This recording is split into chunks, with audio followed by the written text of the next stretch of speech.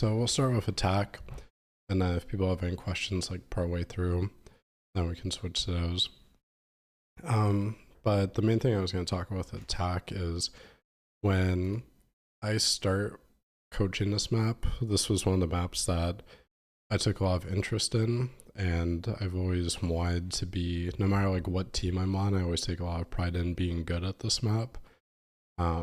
I think for most of my career, we've always been, especially on like 100 Thieves, Envy, were two teams I thought were pretty good at this map.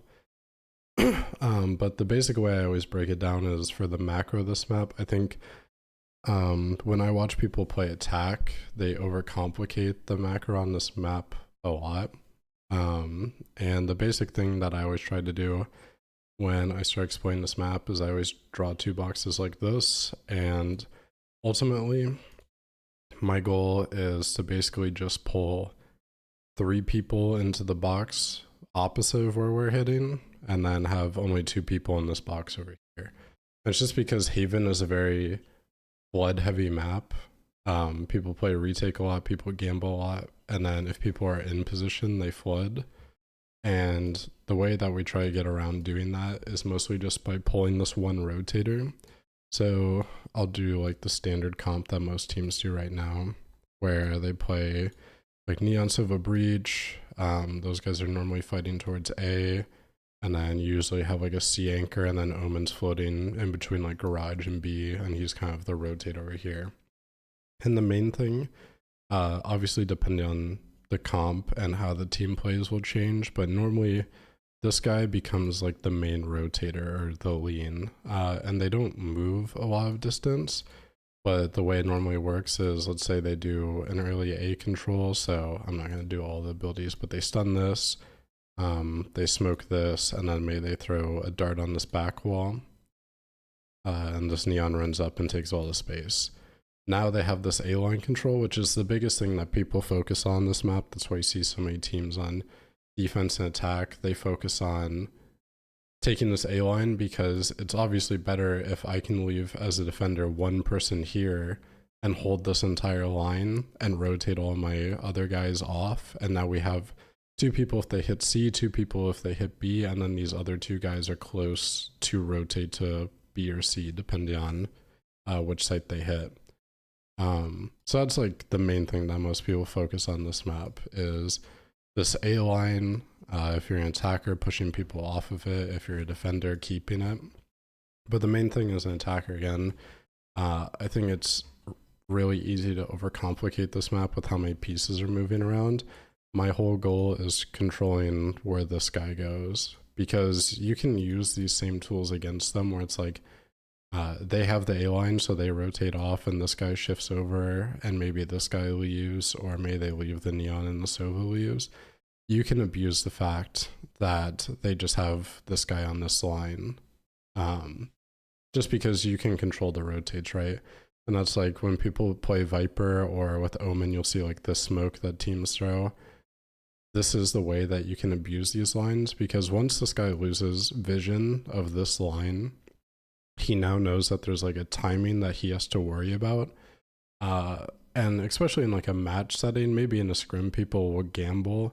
But in a match setting, most of the time people are going to do their default response, which is like they're going to reset the setup and people are going to lean back. So they can help this guy make sure that there's no timing or a lurk here. So you can abuse the fact that people just work on this line, and there's a very like set way that people rotate on this map, and they have done for multiple years. Yo, Slim, thanks for the 2 months. So that's like one of the basics, is just focusing on, we want to pull this guy based on our noise to wherever we're at. And obviously defenders also have, like, they don't have to run the setup every round. This is just kind of the standard one. They have the freedom to do like an A fight with this guy here. Some teams do like an anti-C orb setup as well. So there are variables, but this is kind of like the base premise of this. So it's kind of like, I see a lot of teams early on think that they only need to know how to default A, but eventually what people will do is just throw more bodies at you. when you start doing this, because they know if they shut this down, you don't really have any other answer for how to play the map. So that's why I think it's really important to understand this aspect where it's like, a lot of these people aren't going to move around too much, and we're really just trying to get these guys around B to lean to whichever side we want them to be on as an attacker. That's kind of our goal. So outside of that, like we can talk about like working the map, like the order that you work it as well, because I think that's also important. Because again, I think a lot of people overcomplicate things and don't really think about where they're pulling these rotations. Because let's say as an attacker, I'm just going to draw arrows. Let's say we start with 4A and we show a lot of pressure here, right? These guys are more likely to stay, and this guy's more likely to stay A link or maybe even come into sight because they know that we're heavy towards A. Maybe we showed like our neon, we Sova darted, we Omen TP'd, and we breach stunned. And then the neon ran out and they saw the neon. So off of that, they can tell that we have like 4 people there from our util and then who shows bodies. What we don't really want to do, if we want to NC, is we don't really want to put pressure in these areas now. And I see this a lot where teams will do like an A default and they'll put pressure here and then they'll try to NC. And what you're actively doing by doing that is, let's say teams lean like this once you do your A default. Like these guys are all towards here, they're in some sort of site setup, it doesn't really matter. And then you go back and you start working B in this area or garage. Naturally, these guys are going to have some sort of a response. So either they have an initiator here like Sova, they're going to try to drone and get this line back and put someone on this line. And then because there's B noise, now they're worried about a B hit because you're putting pressure here, or if there's a garage hit, they're worried about a C hit. So now you're just pulling people back towards where you want to go. And the biggest thing on Haven, again, is like, if I can get this guy isolated over here after we do a lobby default, if we go back and do a C split now or hit C, he's not going to be able to rotate in time because he also has to worry about like unknown factors like leaving someone inserted front B, which is where I think you get more value, is not so much pressuring it, but knowing how the rotations work on this map, because not everyone is going to do this rotate through spawn like this. So it's a lot better like if we do this heavy A pressure and then we want to do a C hit, maybe we'll just leave our cipher here and he's just going to hold like an off angle like this and see if anyone rotates through B and tries to flood towards their C people. That's the way that I think about it, rather than you do this pressure and they're worried about a B hit. But now, if you go C, these people are a lot closer to C than they were before. I think that's the biggest thing, is when you draw rotations on this map, if you draw them towards the middle of the map, you almost help them out if they're fine with flooding, which a lot of teams on this map are, just because of how the map's set up and they don't want to play retake that much. That you're just helping their rotates by making them closer to wherever you're about to hit. So that's kind of like one of the things that you want to think about with like the timing and how you pull these rotations. So it's kind of like, if I want to NC, I don't want to do like the sequence of A, B, C, just because eventually I'm just going to pull over all these guys towards where I'm going and they're going to have a better chance at flooding and having a better chance at winning the round. Obviously, Haven is not the best map for anchoring, so they still could have a pretty rough time, but you're just giving them a better chance. So I like more of the stuff where it's like kind of 2 or 3 step rounds where we do this A default, we make sure they don't have the line, and then we go back and we do a C split with good util that we like drew up beforehand. That's kind of how I think about the bread and butter of the map, especially on like Envy. That was a lot of the stuff that we would like incorporate into our game plan, or even on like 100 Thieves when Garras did it, and when I did it in 2023 with attack stuff. It's just knowing how people think when they have these lines and how they don't do things when they don't have it, and just knowing what people actually like respect versus not respect. And then another thing that I see is fairly often when teams do like a garage default. Actually, I'll just keep these people in the same spots. When teams do a garage default, they throw the util from really far back, which with garage, most of the time, the only thing you're ever worried about when you're doing a garage default is a mid walk. That's really the only thing that stops it. If you're doing a garage default, you probably have like 3 people in this grass zone. So if anyone peeks out garage, they're not going to live very long unless they have some insane like ult play. So the only thing that really stops you is like a mid walk and someone getting a timing on that, which you can solve with like a cipher cam or a jump spot window or a breach flash. But generally, I think it's better for garage defaults. You try to get in this zone before you start throwing anything, just because it's so easy when I'll throw some characters on the board. If our Sova's back here and our Neon is running up garage and our Sova's throwing this dart, we throw like a window smoke back here.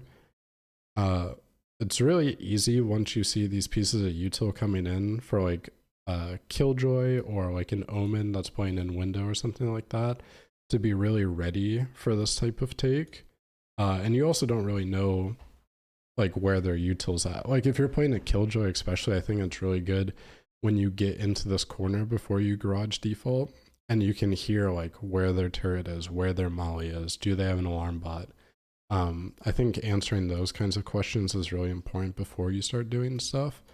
And I think that's why it's better just to get closer garage and throw your util rather than like all the way back here. Like yes, you're doing it faster, but our goal isn't really to do it fast. We just want to make sure we break like what our sentinel util is in there and make sure we don't get caught out.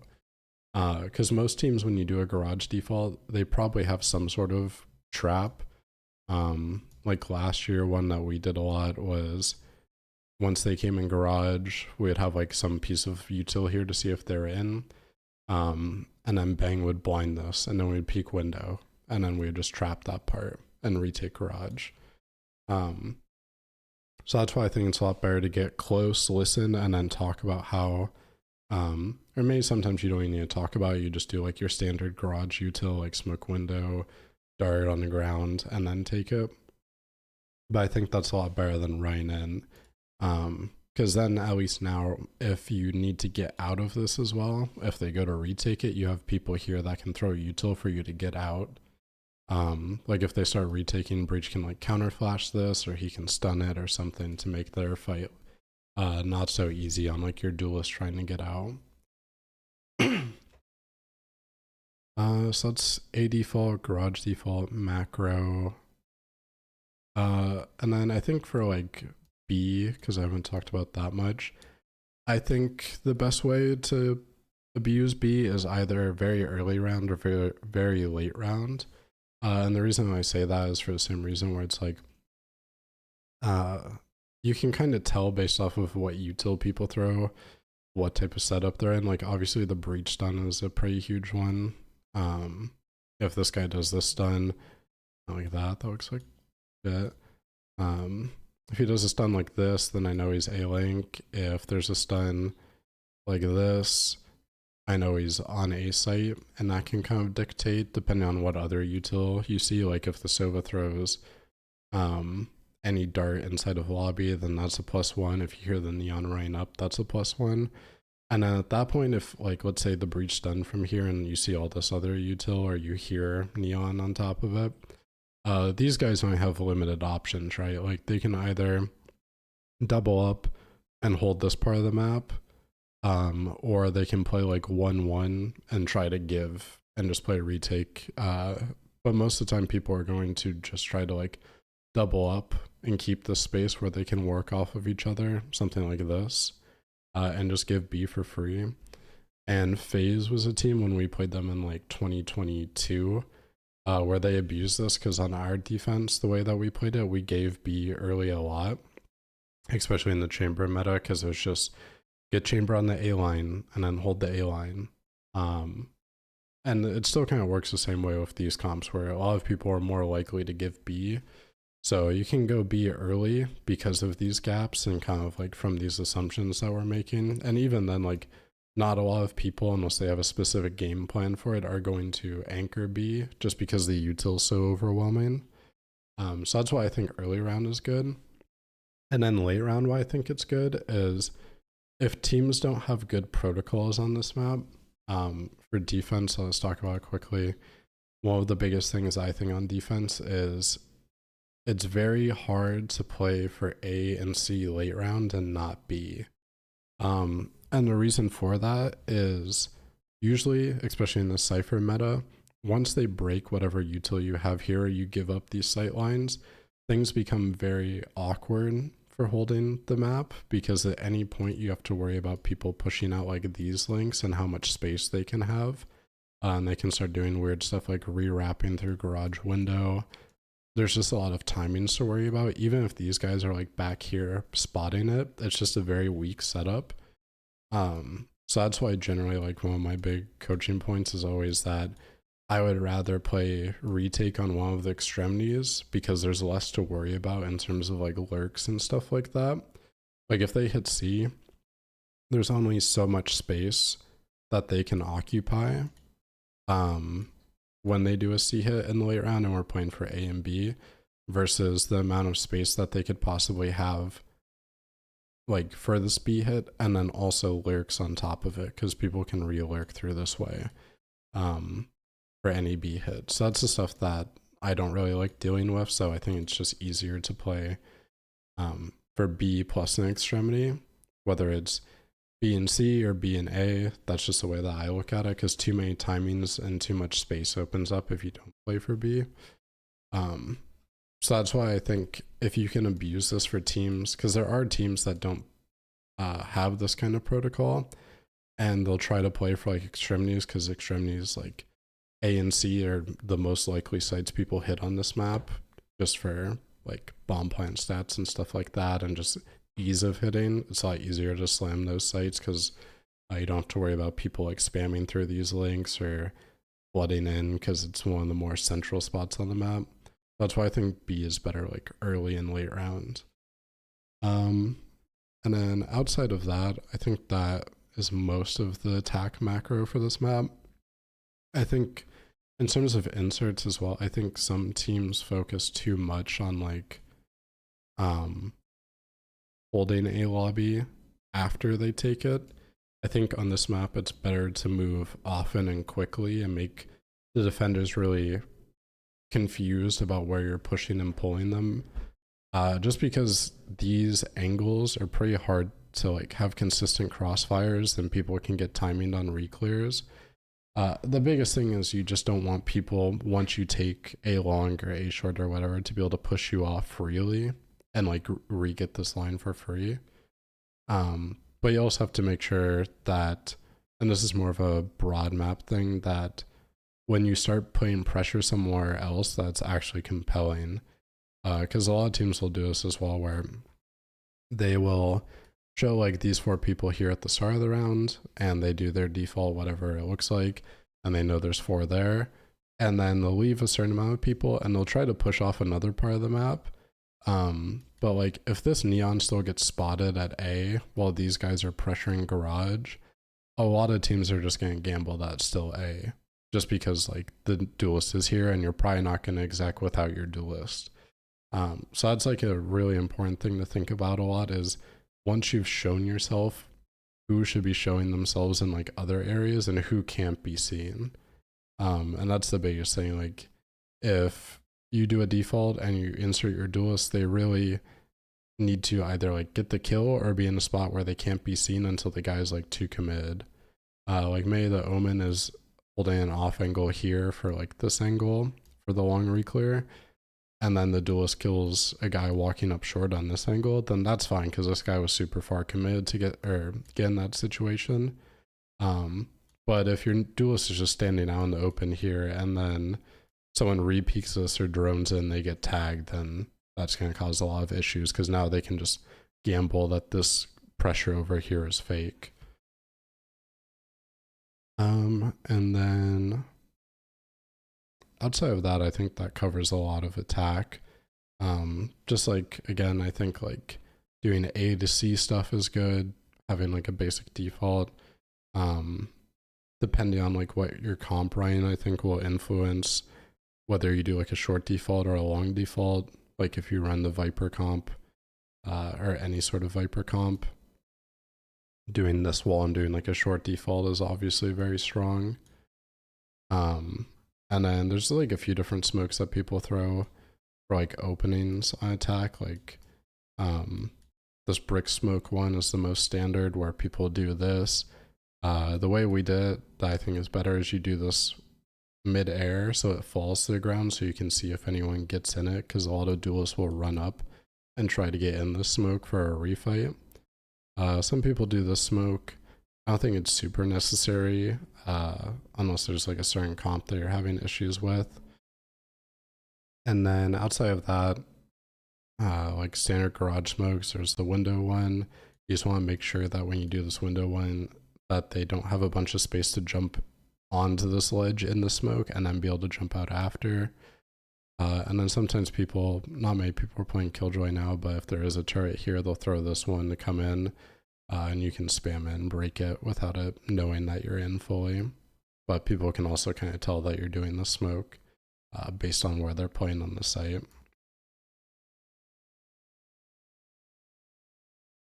Okay. And then for anyone in chat, feel free if you have questions about like anything that I've said, if it doesn't make sense, I can kind of like recover it, or if there's anything else that you want to know about.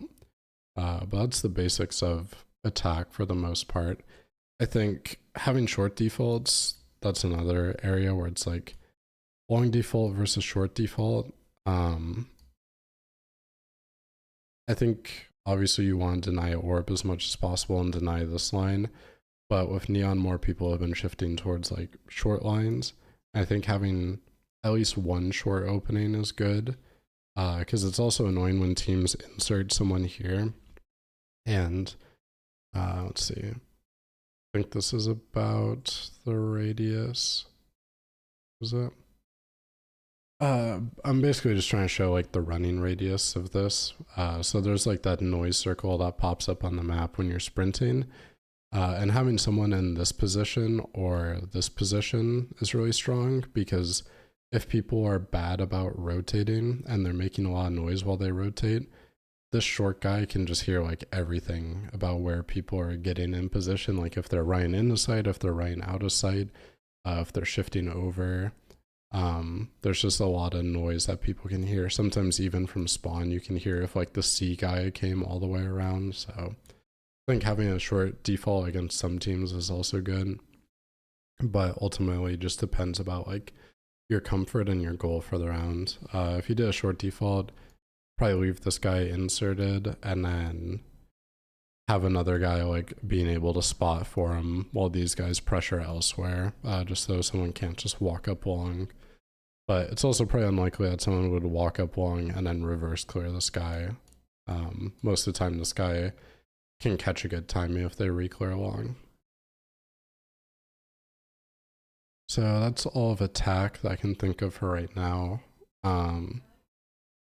Executes, or more preference on like what pieces of util people like. But we'll swap to defense and I'll kind of talk about that.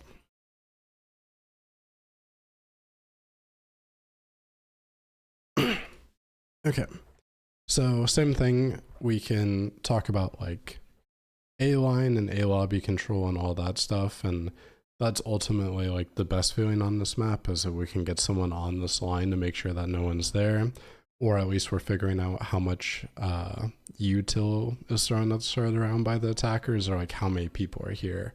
That's the biggest thing, is just keeping track on this map of like who started where. Because if I know they're starting a 4-man default, like Omen, Breach, Neon, Sova, and then they start doing a garage default and we see on like our cam from C that it's Neon, Sova, Breach, okay, we lost track of the Omen and maybe we haven't seen the Cypher yet, but at least we know where like their main pack is, so we're going to be more alert about like a C hit happening.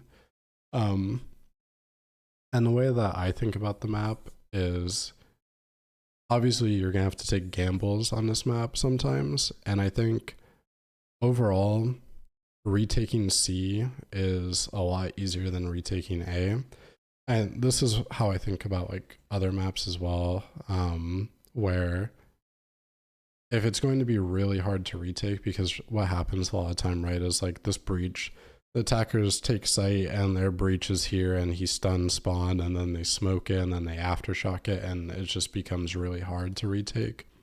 And the way that we would deal with that is you pump fake it. So I think Omen Blind is always really convincing. When people see Omen Blind, they almost always think you're retaking. So I don't mind almost using that with like a dart or maybe like a neon stun or something and not going on the first wave. And then after that, you use like breach stun, breach flash, and use the rest of your util to retake after you bait out all of this counter util from the people playing insight and playing post plant. But that's kind of why I think A-site is too hard. So one of the things that I think is really strong, there's like two ways that people deal with it, or I guess three.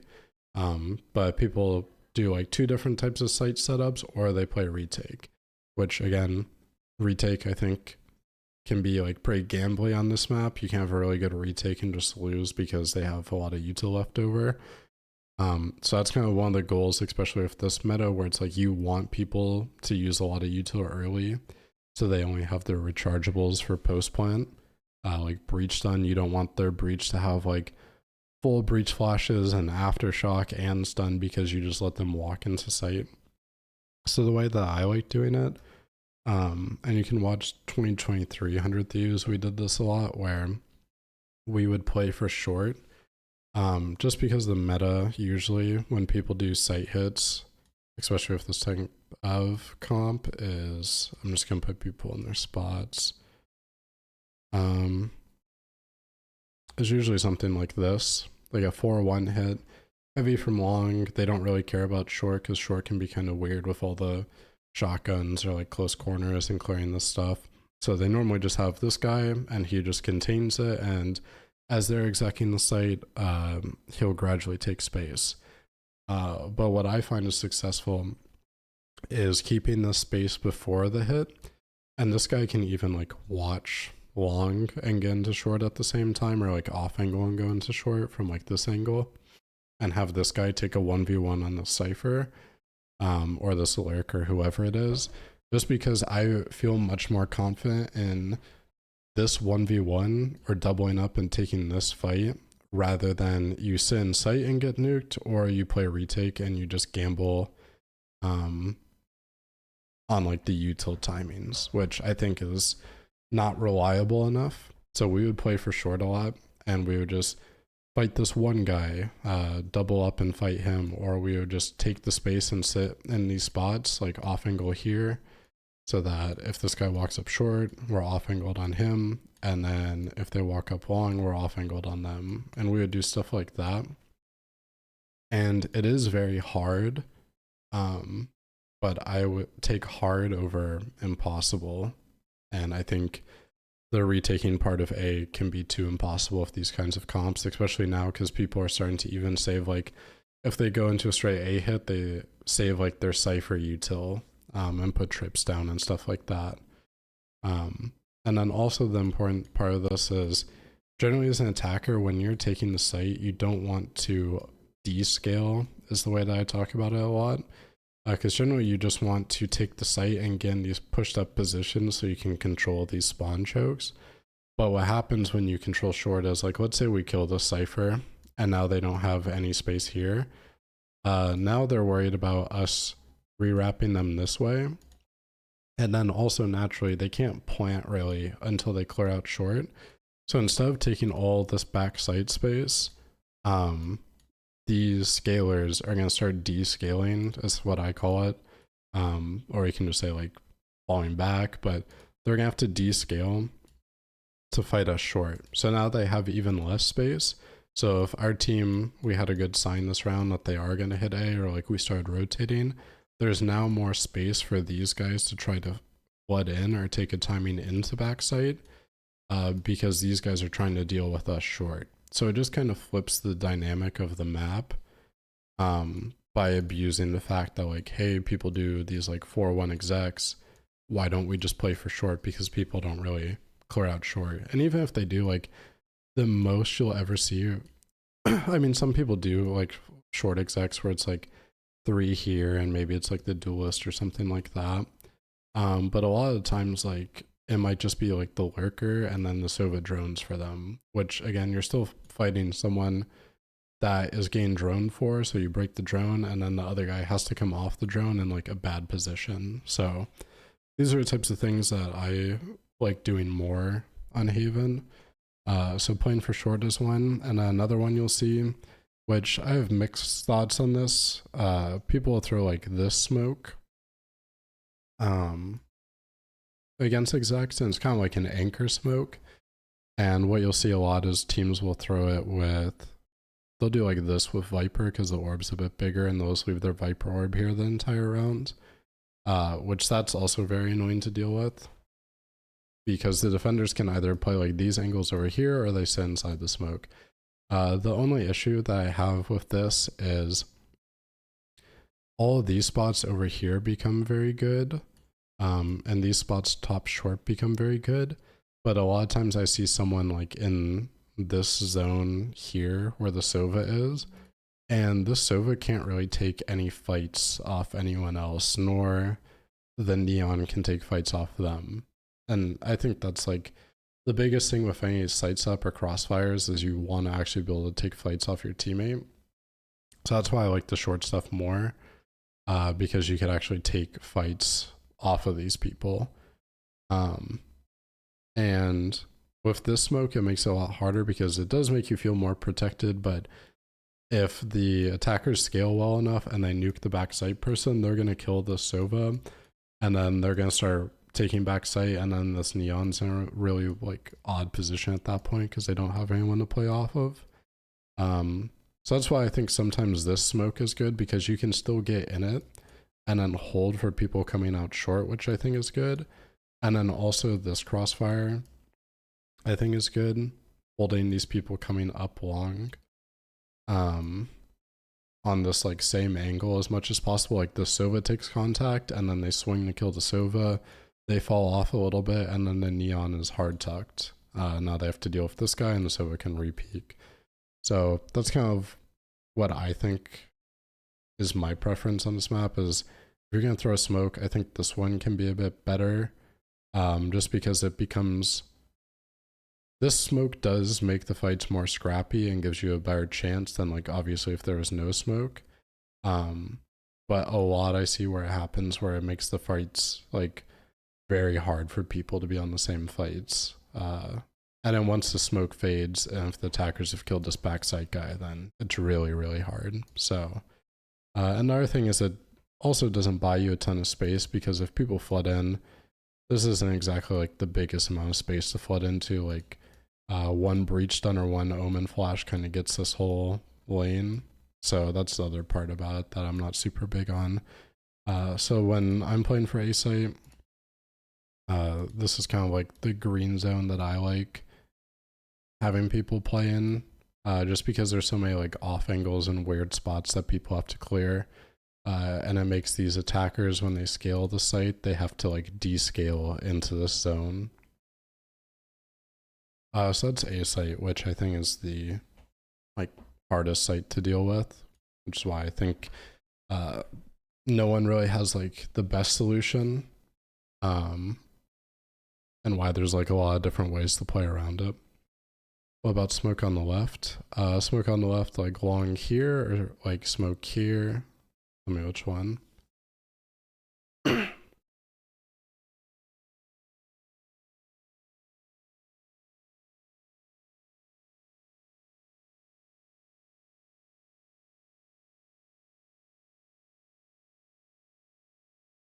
the letter A is. This one's also good, but this is more, teams really only throw that smoke if they have like double controller. Like if you see teams play Viper, they'll throw this smoke and this smoke a lot, just because now you actually have like a decent amount of space to flood into, right? Where You have this, all of hell, all of graffiti. Like you have a lot more space to play in, and then you can obviously like play in these smokes. The only thing is, it's just like same thing where if people are scaling, um, it's just still very hard when you don't know like how many people are coming up short, right? That's like the biggest thing when you don't have a smoke in this zone, or if you're not playing for short, people are always going to second guess that someone on timing is going to peak from here, and trade them. That's like the hardest thing about it. So that's why generally, like if they only have Omen on your team, why you'll always see a smoke in this area or people playing for short like in this way. Because you kind of need to take away one of these lanes and make it like as one-dimensional as possible. But this smoke is good when you have like the orb and that smoke. It makes it like very hard. Okay, so that's A. And then the other thing that I think is important is not getting bullied at garage. And the reason why I say that is because if teams do a garage default well, kind of the way that I was talking about it, where they get close and they don't give you a lot of warning signs so you can counter util and they take the space, when you lose this control, it's a lot like a lobby where you go from one lane that you're controlling to now you have to worry about these two lanes that people could use. And it's the same thing with garage where it's like when, let me erase this as well. When I'm holding this amount of space at garage and I only have to worry about like this front part of the choke, right? It's a lot easier dealing with that versus if they take this space and now I have to worry about like this timing, someone peeking here. Like there's just a lot less space for a defender to play with, and now you almost have to have someone like looking at garage window like constantly. And I think that's the feeling I hate the most, is when you don't know if someone's in garage window or not and you constantly have to look at it. Because it just, when you have to deal with that, like let's say they just pop C from inside garage and maybe they like have people coming from long, the entire time these guys are gonna have to be careful rotating into C because they're worried about a guy peeking them on window on timing. And this guy in window controls like all of the fight, because he can also just let these guys run in and then rewrap them, and then that's even harder. So that's why I don't like giving teams garage. And most of the time, like my game plan would just be, if you're going to take garage, or I think any team's game plan should be having like a way to re-clear garage. Some teams do like, they'll jump out of the window smoke and fight them with like a breach flash or something like that. But I think as long as you have some sort of util that's going to hit these people in this zone, that's the most important. As long as you do it early and on good timing, you basically just don't want people when they do a garage default to pass this line. Because then it gets weird when they're in like this corner, someone could be in this corner off angled, someone's playing like anti-flash at the door. It just becomes like very hard at that point. So whether it's like with Omen Flash or your breach can also, if their stun's up on timing, they can do it here. Just stuff like that I think is good. Little box is called ammo. This one is at A. That's what most teams call it, at least. Let me fix my camera. I didn't realize it was pointing so high. Yeah. So that's kind of like another basic thing where it's like you can't let people control the space versus you. These are kind of like the zones of the map that I think matter most when you're on defense. And if you get bullied off these spots, then it's gonna be really hard to play it around. And then again with rotations, like obviously if you get this A line, then that's good. Sometimes you don't necessarily need to rotate to like another person off, because the way that this map used to be played a lot when it was more chat was like you would get your jet on the A line or your Sova on the A line, and then the other one would rotate off, and you would have this kind of 1-2-2 kind of setup where you're weak A, but you have the line. So as soon as you see people, you can call people back. But what I also think is good is getting someone like close long and having someone bait for them like a Sova. Because a lot of teams will see this where they see the Sova and they're like, oh, it's just the guy holding the A line.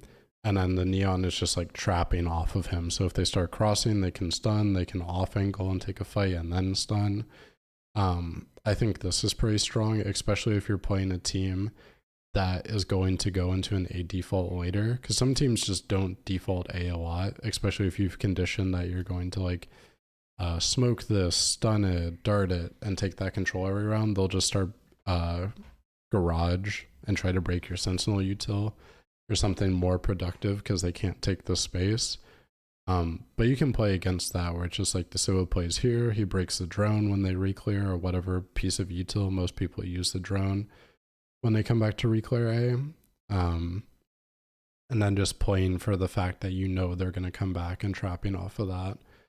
Just because, again, like if they go C with these three people, you should be able to have like a decent enough chance to make it favorable for these guys that are retaking or like outright win the round based on your setup. It's because on C, again, like it's pretty easy to stall with this kind of util and make it easy for people to flood into backside.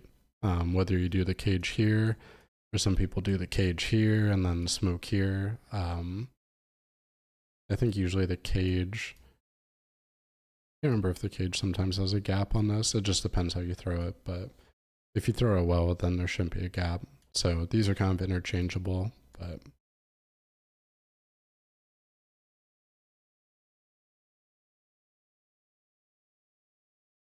and then outside of that, I think most of the time on Haven, the goal should just be playing for like 2 sites at a time if you can, or at least have a plan for 2 sites. If you need to play a retake on one, then that's fine, because there's always going to be like one weak part of the map no matter what you do. Someone's going to be on like the weaker side just because there's so many lanes to take care of. But at least at B, you can kind of play for the links and just play for plant denial as much as possible, like aftershocking when they do come in. Or another thing is like being the C-Link guy and just spamming this line as they're going in through their own smoke. So I think that's another important thing, is just always have a plan for like 2 sites on how you're going to try to like flood and hold for it. Because at least if they, like this round, let's say it's just, we're going to start out like this, where we feel like they're going to go B early. So we're going to play for this early B trap. At least in this scenario, if they do a fast A, we can get in, like all these guys can rotate. If they go C, we can just play a retake because we don't really have enough people over on this side to help him out. We can throw like a smoke for the Cypher to maybe go for 1. Maybe he tries to go 1 for 1 against their duelist or something like that. But other than that, it's kind of like you just have to play for like 2 sites at a time.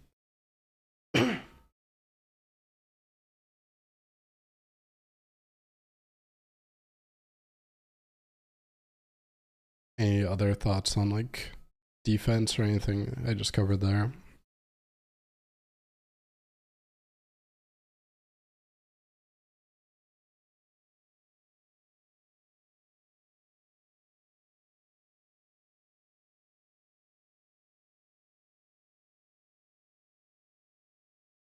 But yeah, I would just say, I'll just break it down like goals for each side again, where on attack, draw the boxes again, which is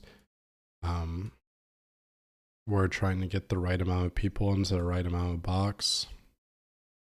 So it's like, if I want to end A, I want to make sure as much as possible they have like 3 people on this side of the map and 2 on this side of the map.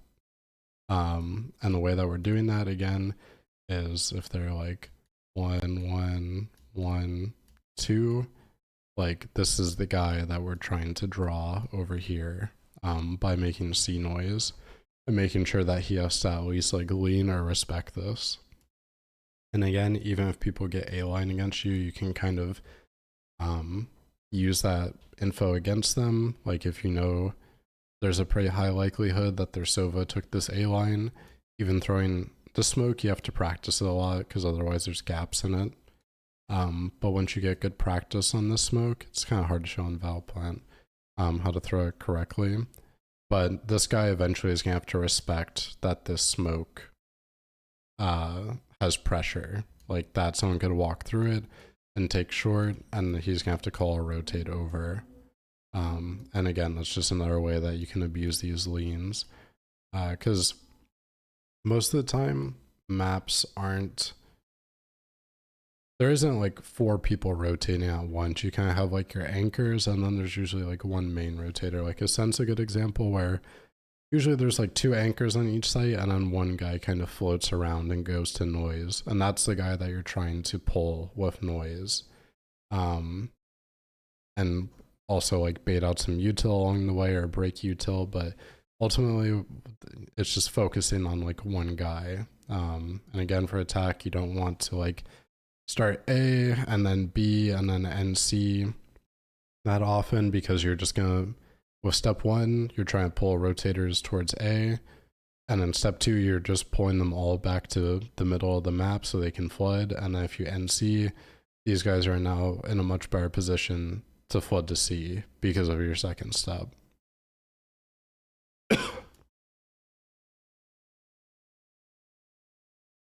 There are corners and the map is big. People still use ops on Haven. I mean, Jet isn't as popular as it used to be because this meta now is like more neon heavy. I do think Jet is still good. I'll explain like all the Jet peaks that are really annoying.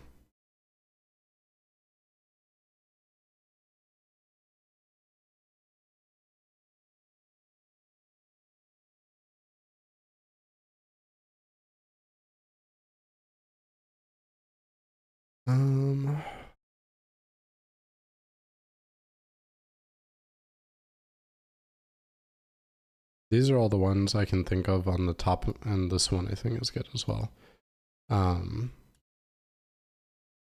People op on neon at all?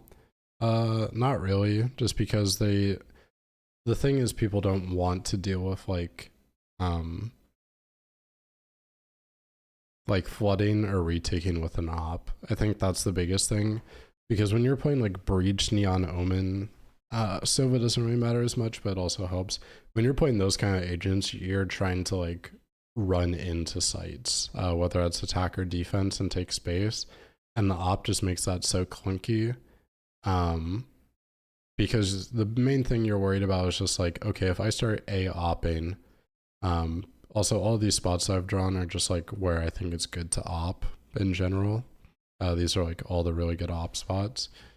But if you start A as an opper and then they hit C, and either your C anchors just die and you lose the round because it's like 3v4 or like 3v5 or something like that, or we give C, like our anchor gets out, now you're retaking with an op. Which pretty much at that point, the best things I've seen is like Cryo would do this sometimes, where he would like flank with the op here. Which this is actually really good when you can flank with the op and you get all of these sight lines on people on site. It's very hard for them to deal with, but that's like the biggest thing why a lot of people don't want to op is teams are trying to play for just flooding. So like even some teams will play like this as well, where they'll have their anchors or like the Cypher and the Omen, and they'll do like a 1-3-1, and these guys will just run to whatever site is getting pressured. And that's just kind of like the macro they play for.